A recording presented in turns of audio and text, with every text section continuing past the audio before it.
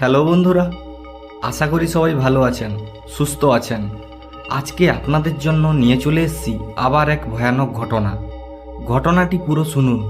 ভালো লাগলে একটি লাইক করে অশরীরীর ডাক চ্যানেলটি সাবস্ক্রাইব করে নোটিফিকেশন বেলটি অল করে নিন। আজকে যে ঘটনাটি শোনাতে চলেছি সেটা আমি শুনেছিলাম একজন ট্রাক ড্রাইভারের কাছ থেকে। উনি যে ঘটনাটি আমাকে বলেছিলেন ওই ঘটনাটি ওনার সঙ্গে ঘটে যাওয়ার পর উনি ট্রাক চালানোর কাজ ছেড়ে দেন।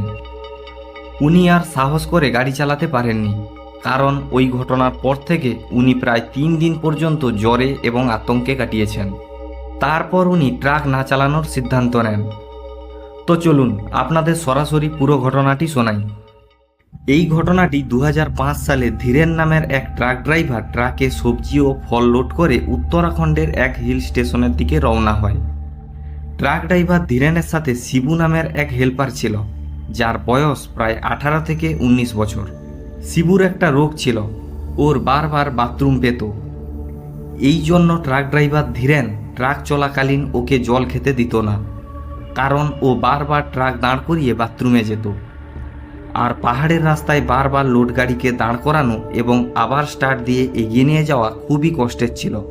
ওই রাতে ধীরেন যখন পাহাড়ি রাস্তার আঁকামাকা পথে গাড়ি নিয়ে যাচ্ছিল, ঠিক তখনই শিবু বলে উঠল, দাদা গাড়িটা একটু দাঁড় করাও না, খুব জোরে পেয়েছে, আমি আর কন্ট্রোল করতে পারছি না, না হলে কিন্তু গাড়িতেই হয়ে যাবে।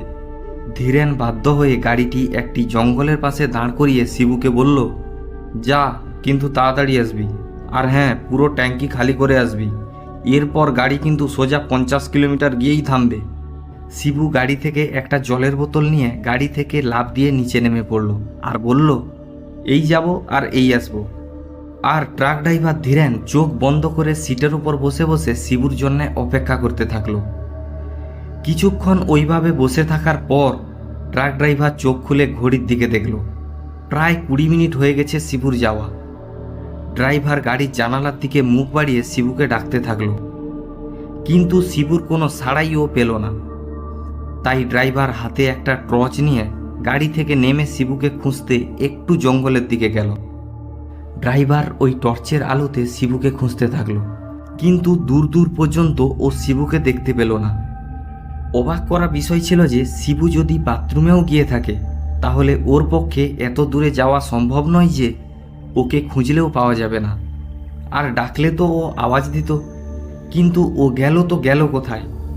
ঠিক তখনই দূর থেকে একটা চিৎকার শোনা গেল। ওটা শুনে ড্রাইভার বুঝতে পারল যে ওটা শিবুর গলার আওয়াজ।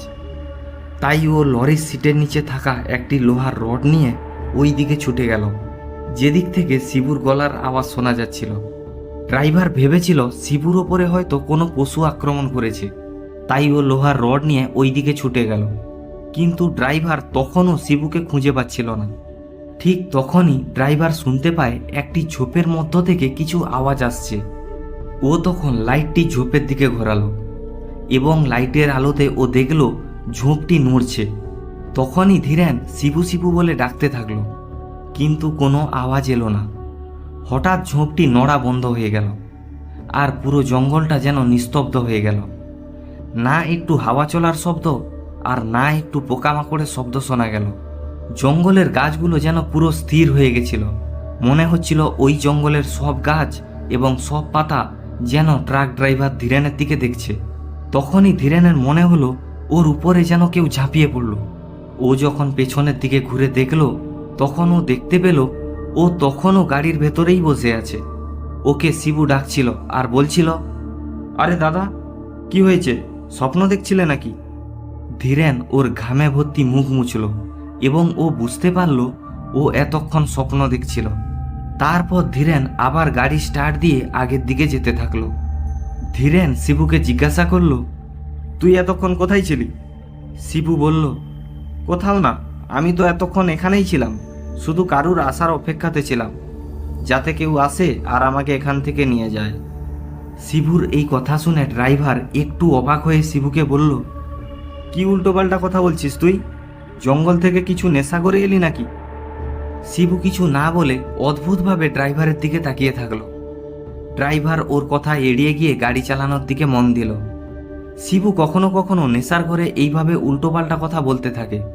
তারপর শিবু গাড়ির ভেতরে থাকা একবার নিজের ব্যাগ আর একবার ড্রাইভারের ব্যাগে কিছু খুঁজতে থাকে।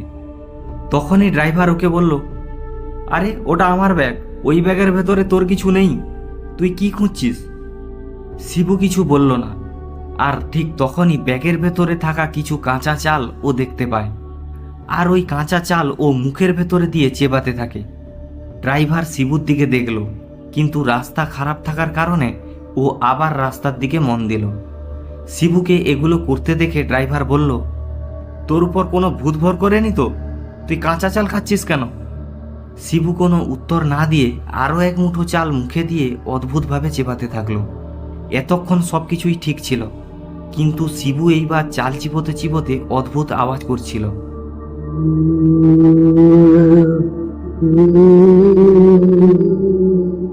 ড্রাইভার এক নজর শিবুর দিকে তাকিয়ে দেখল, ওর চোখগুলো ক্রমশ লাল হয়ে যাচ্ছিল, যেমনটা অনেক নেশা করলে হয়।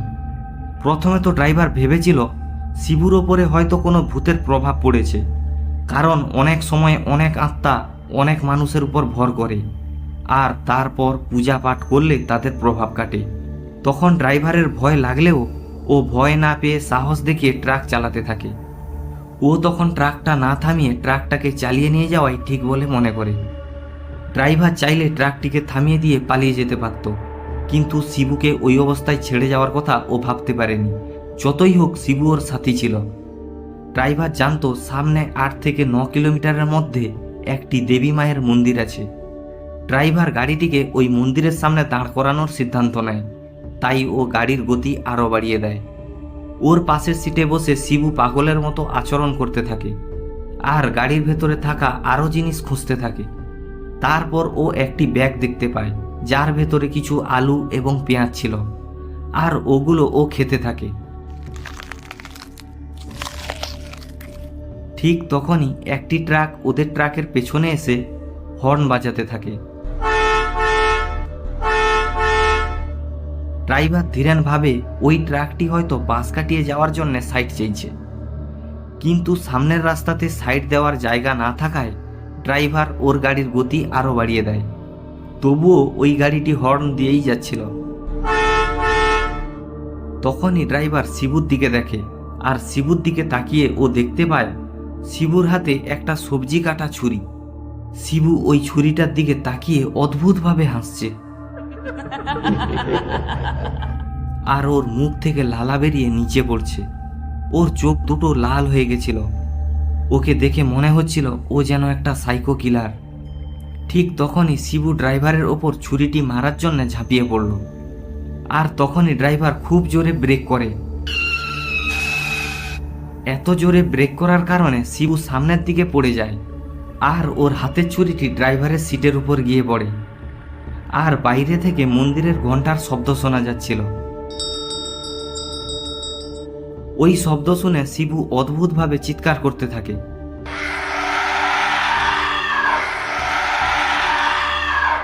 তখনই ওই ড্রাইভারের পাশের জানালাতে উঠে একজন বলে, আরে দাদা, এটা তুমি কাকে তুলে নিয়ে এসেছো?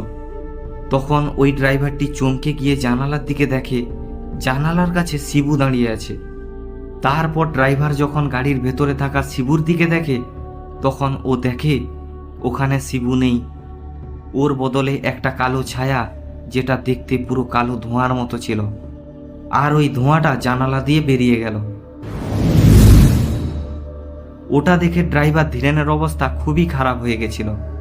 ওর ভয়ে প্রায় হার্ট অ্যাটাক হতে বসছিল। তখনই শিবু ওই মন্দিরের ভেতরে যায়, আর ওখান থেকে গঙ্গা জল নিয়ে এসে গাড়ির ভেতরে আর বাইরে ভালো করে ছিটিয়ে দেয়, আর একটু ড্রাইভারকেও খাইয়ে দেয়। তখনই ওই ড্রাইভার বলে, আরে শিবু, ওটা কে ছিল? আমি তো ভেবেছিলাম ওটা তুই। আমি তো মরতে মরতে বেঁচেছি ভাই, না হলে ও তো আমাকে ছুরি দিয়ে মারতেই যাচ্ছিল। তখন শিবু বলল, দাদা, আমি তো হালকা হওয়ার জন্য দাঁড়িয়েছিলাম, আর আমি তখনই দেখলাম একটা কালো ছায়া গাড়িতে উঠলো, আর তুমি গাড়ি স্টার্ট দিয়ে আমাকে ছেড়ে ওখান থেকে চলে গেলে। আমি অনেক করে তোমাকে ডাকলাম, কিন্তু ততক্ষণে তুমি অনেকটা চলে এসেছিলে।